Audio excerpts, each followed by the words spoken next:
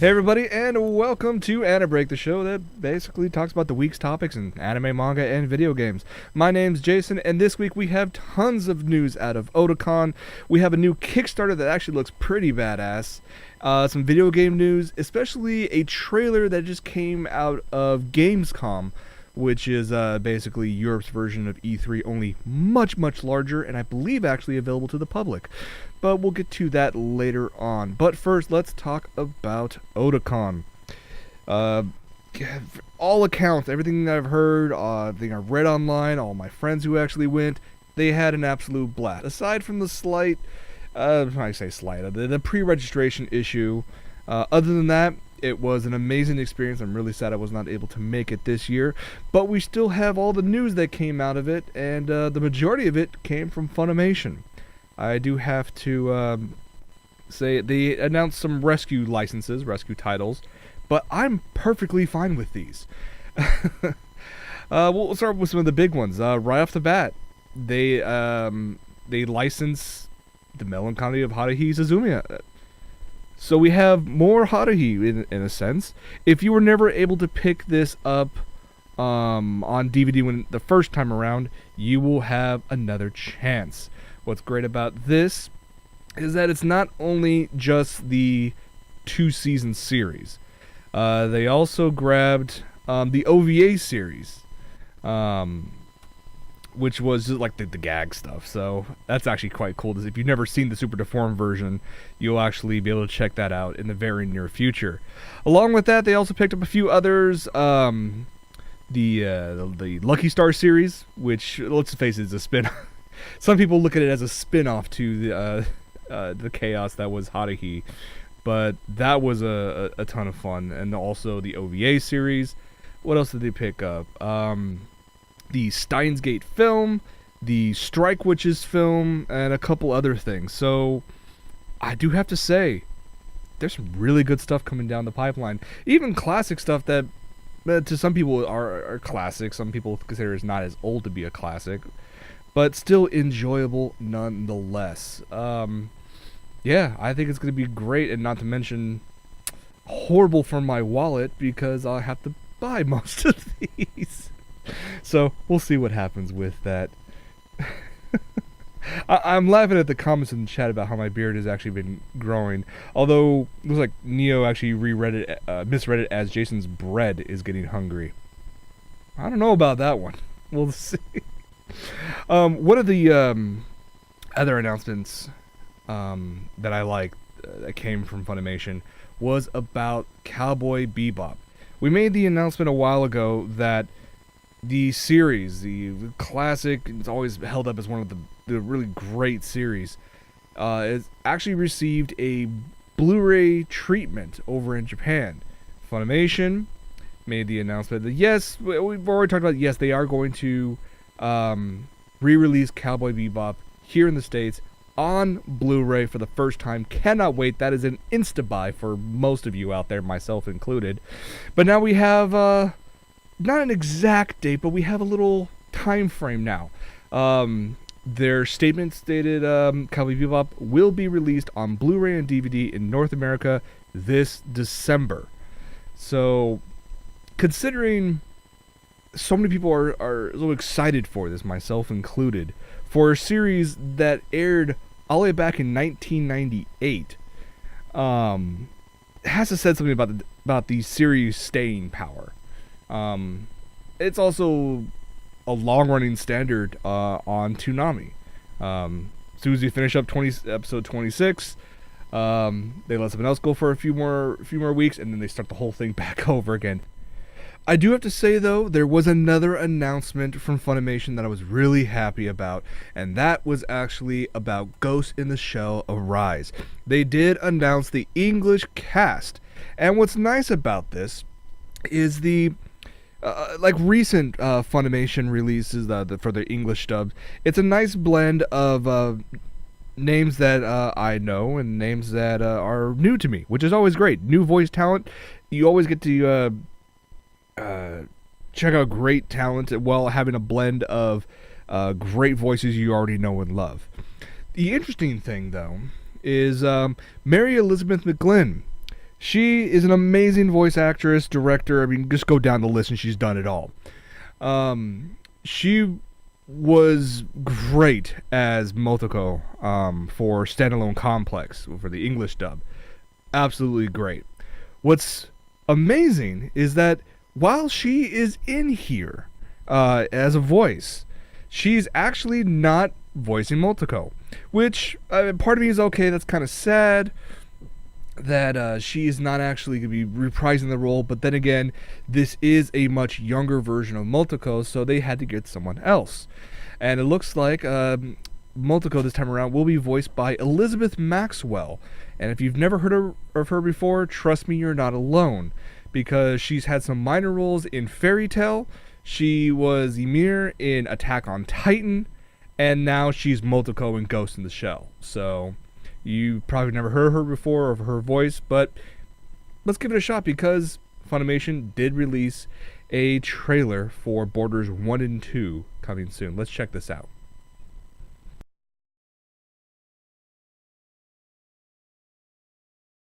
I like it. I actually kind of like it. I think that even this little bit, I think Elizabeth Maxwell does a decent job as a younger Motoko. It was great to hear Mary Elizabeth McGlynn actually voice Kurutsu, and I think she's going to fit that role just fine. What's funny is that I look at all these other characters that I know I grew up to know and love, and I've heard both in the Japanese voices as well as the English voices. Well, given the fact that at least even in the Japanese dub that it's a whole new cast, I think it actually makes perfect sense to have a different set of voice actors and actresses take over these iconic roles for this younger version. And there are people, Eric Vale is Smoogie. Alex Organ is going to be voicing Togusa instead of Crispin Freeman. So we'll see how that one works. John Swasey is going to voice Aramaki. Chris Sabat is actually going to be voicing Bato this time around. That's the voice that I want to hear and see how that's going to compare to the original voice actor. And we'll see how that one works. But I do like the fact that we are getting a decent dub so far. Well, at least it sounds like we're going to get a decent dub. Funimation has yet to prove me wrong recently. I do also love the fact that they're going to be releasing Borders 1 and 2 in a limited theatrical run very soon. Because it's called... I know we have 1, the limited sub-only edition already came out. 2 is available for pre-order right now. Borders 1 and 2 will be available with an English dub, I believe, on October 1st. That's what it looks like right now. The third episode, most recently released over in Japan, episode 4, the end of it will be airing in September in Japan. Funimation, you have a lot to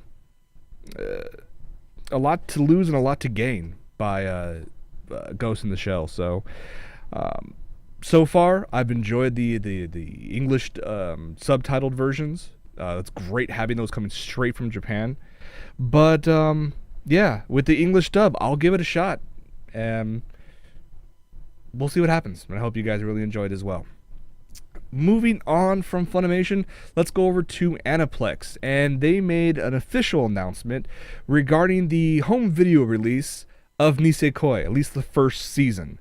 This is a great first season. I absolutely loved it. It's going to be released over here as Nisekoi False Love.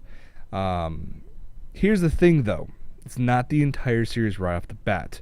This is actually going to be the first volume. This is going to be a collectible version of it, as you're seeing on your screen right now. All the artwork is created and designed by the character designer and chief animation director of the series, Nobuhiro Sugiyama. So, okay, that should be nice. This is going to be a subtitled only Blu-ray release. I'm actually very happy for that. If you haven't seen this yet, I believe it's still streaming on Crunchyroll. Go check it out. It's a great romantic comedy. I absolutely loved it. People say, oh, it's strictly harem. Well, it's a nice little twist on a harem. It's more like a love triangle than anything else. I actually like it. So if you want to pick this up, you can pre-order it over on Right Stuff right now. The first volume has a collectible ending card pinups as well as the deluxe poster. I think it's actually a nice little detail. The only downside, they're going to stretch this out. I mean, we're basically going to get the same thing we get over in Japan. So you get, we get a little cheaper. We get it for about $50 for this Blu-ray. You're only looking at, I'd say, the first 5 episodes on this Blu-ray. And it was, I believe, a 24 episode first season. I could be wrong on that one. But it was a fun series. If you can afford it, you guys want to pre-order this. If not, check it out on Crunchyroll. I do have to say, on a side note, Crunchyroll made an announcement on a huge bit that they will stream all 70 episodes of Cardcaptor Sakura. This is beginning yesterday, actually. So they'll be streaming it in both English and Japanese. That's actually pretty badass. If you've never seen this before, it is... Some people claim it what helped grow with their childhood. They actually grew up with this. They actually loved this. Very similar to Sailor Moon. But now, if you've never seen this before, you want to check this one out. Because that's actually, they're streaming both the subbed and dubbed versions, I believe this is also going to be the edited version. I've yet to be able to confirm that. But if you want the unedited version, and trust me, you kind of want, that you can actually pick it up on DVD and Blu-ray. It was just recently released, so by NIS America. So you guys want to check that one out. It is available right now on Crunchyroll. One other bit of news that came out of Otakon was actually from Sentai Filmworks, and they made an announcement of the English dub cast for one of my favorite series of last season, Gatchaman Crowds. I'm really looking forward to this one. This one I have to pre-order because I just loved it so much. And the fact that it's already been confirmed it's going to get a second season. Good times. I cannot wait for that. If you guys have not checked this out, I believe it's still streaming on Crunchyroll. I could be wrong about that. It was initially simulcast on there. Let's see who we have on here. We have... Jessica Calvello. Calvello is actually voicing Hajime. Okay. Corey Hartsock is going to be voicing Tachibana. Tai Mahani is going to be voicing Joe Hibiki, and so on and so forth. Really? Paimon's going to be voiced by Lucy Christian. Okay, I can go with that. Like I said, this is currently available for pre-order. Obviously, you can go over to Right Stuff and get this going for you. Absolutely blast. It's a little on the short side, less than 13 episodes when it comes to mine. Actually, 12 episodes, sorry. It is a 2-disc Blu-ray set. It's worth the pre-order, I think. You guys should probably go check that one out. You know where to go, rightstuff.com for that. Alright, if I haven't given you enough reasons to go spend all your money, let me throw another one at you. There is a new Kickstarter out for an original... I guess called OVA. It's 24 minutes is what they want to create. This is a one-of-a-kind series called Under the Dog. They're looking to raise $580,000 by September 7th. And if you haven't heard about this, check out this trailer.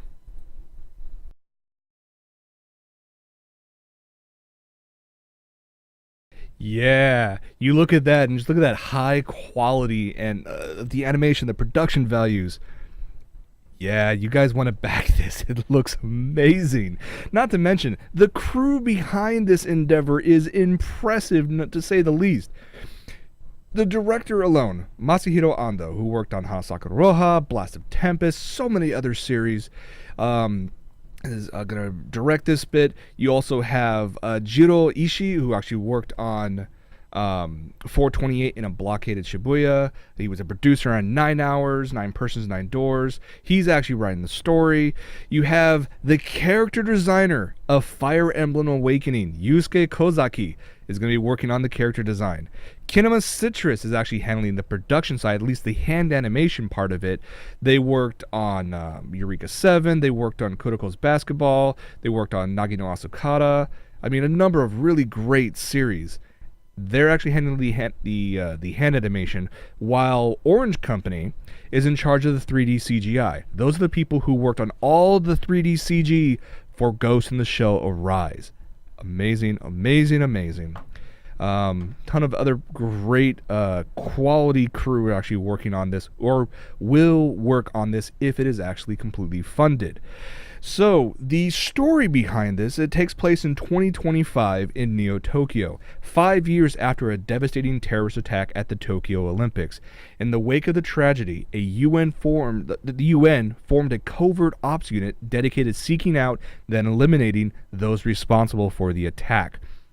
Anthea Kallenberg, a girl of Swedish descent, is a member of this elite group who has honed her combat abilities and become a deadly assassin, but must come to terms as to who she really is. Now, they're asking for $580,000. If they complete that funding and go beyond that, the finished product will be in Japanese with English subtitles and will also include the original soundtrack and behind-the-scenes diaries and interviews. The reason they're going down this path is because they want to make sure they retain creative independence, creative rights, confidence in their vision.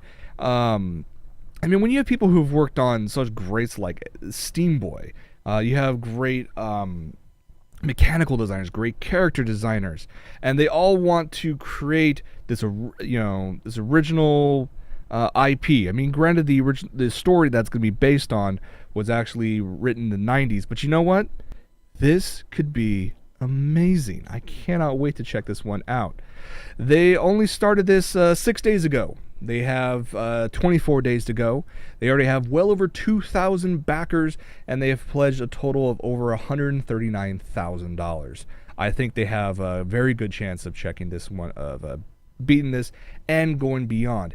Anything that goes beyond that $580,000 within reason will not only help with the production of this original anime, but if they get well beyond that, they want to help this to fund future endeavors within the Under the Dog universe. Really, really cool. So, if you want to spend and you back this, you can go to Kickstarter, do a search for Under the Dog. I mean, we're starting at $5 just to help with it. If you want the trailer you saw in high definition, an official download with 5.1 surround sound, $10. If you actually want the full episode when it's complete, $20. $20 is the bare minimum, and you'll be able to get an HD digital download of the complete episode. That'll probably happen sometime in late 2015. Absolutely amazing. You guys want to check this one out. I'm looking at all of the pledges, how higher you can go. You get some really, really cool stuff. You can actually get a physical Blu-ray copy of it when it comes out. You can get that signed. You can get a bunch of great, original, unique bonuses depending on how much you want to spend on it. But $20 is the bare minimum to actually get the episode. So I highly recommend you guys checking this one out and just backing this. This is actually really incredible. A few more things before we wrap up. I have to make an announcement for Japan Expo USA. It's coming up very soon, August 22nd through the 24th at the San Mateo Event Center up in the Bay Area. Good times. I went there the first year. It was fun. It had a really unique feel to it. I think you guys will have a blast with who they are bringing this year. And they have yet to stop announcing guests. They have another guest they've announced, and actually is the mangaka of a great, great series you've probably heard of before called Kimagure Orange Road. That's right. Izumi Matsumoto will be showing up as a guest of honor. This is a classic manga series that was turned into a very popular anime series, multiple OVAs, 2 movies, and it keeps on going on and on. It was a very fun, very a little risque at times, but still very fun nonetheless. So you guys want to check this one out and check out Kimagure Orange Road if you have yet to read this. Now, Matsumoto did attend PMX last year, a couple other cons in the past, but you know what? Every time Matsumoto comes over, it's always a treat for fans to go check out this work. They also made an announcement, a group called Sekai Project reported that acclaimed visual novel producer Key will actually attend the convention, not as a guest per se, but will attend the convention as an exhibitor.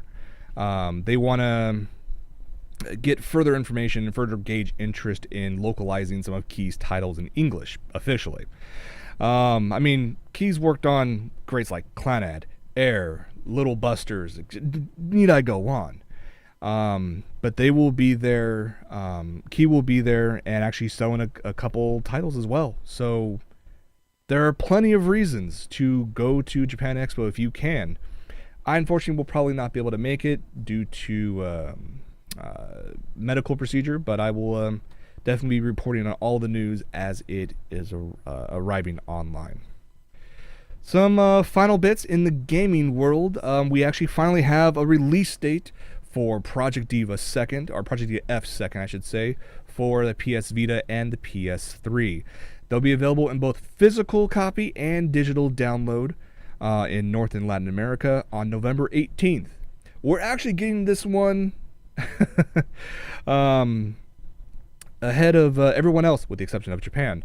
The rest of the world gets it on November 21st. So if you pre-order it, especially at GameStop, you get a bunch of extra costume models, a bunch of extra DLC for free. Nice little bit if you're going to pick it up anyways. Plus, having a physical copy is always nice to complete your collection. You can reserve it right now, $5. But yeah, November 18th, here in the US, we will get the official copy of Project Diva F 2nd. Also on a side note, that looks like Capcom's bringing the Phoenix Wright Ace Attorney series to the iOS devices again. It's great. They announced on Friday that Ace Attorney Dual Destinies will be scheduled for release in North American and European markets for the App Store, quote unquote, very soon. So we have no other details other than the fact that it is coming to iOS devices. But yeah, we'll have to wait for a little more details. But it is on its way, so that's always great for all you fans out there. Okay, to wrap things up, I have to make this mention of a game that I came across during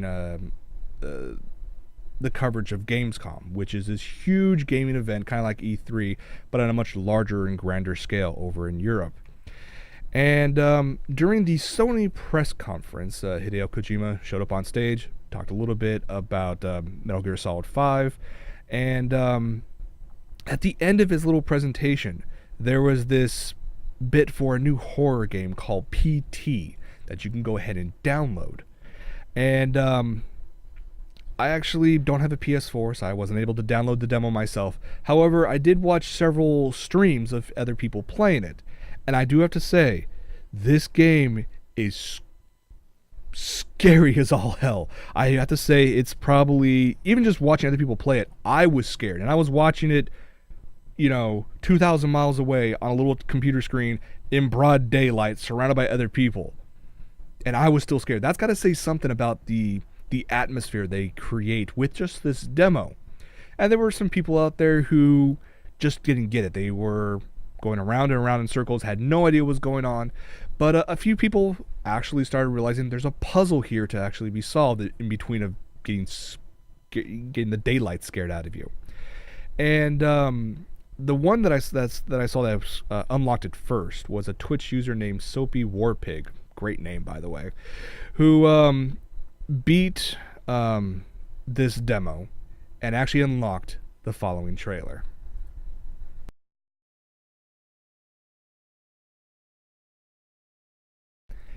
That's right. We're going to have a brand new Silent Hill game for the PlayStation 4, directed by Hideo Kojima and Guillermo del Toro. Done. I'm not a fan of horror games. I mean, I play the Resident Evil series with the lights on in daytime. I rarely play the Silent Hill games because they scared the living daylights out of me when I was younger. This, jeez, yeah, absolutely incredible. Plus, it's also a nice little tidbit that Norman Reedus from the Walking Dead is actually going to be playing the main character that you probably most likely will control. We have no other information about this. I do have to say this is a very sneaky yet very Kojima-esque way of actually revealing this new project between the two. Just wow.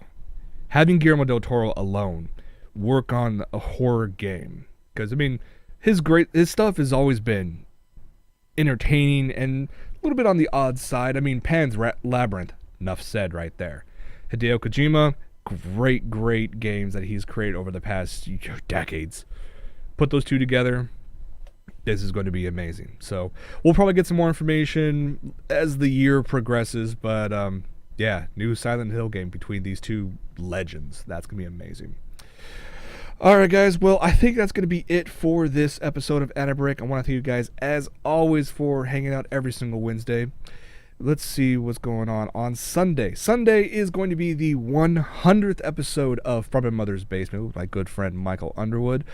That should be a ton of fun. If you guys have any favorite moments over the past basically 2 years that we've been putting on that show together, let us know. You can guys have us always on Facebook and Twitter. There's my information right there, OtakuLife Jason. Let us know, and we'll share them during the show. We'll share some of our favorite moments, and we'll probably get some of the week's topics in there as well, just because that's what we do. There may or may not be drinks involved, but I can guarantee you they will not be a drinking game because we're not that entertaining. So, let's see. As for next week, there will be another episode of AniBreak. The week after, not quite sure yet, but I'll let you guys know as soon as possible. I'll talk a little about it in the post show. So, thank you guys so much for hanging out. Stay tuned for post show, and yeah, for AniBreak, I'm Jason. Thank you so much for hanging out. See you next time.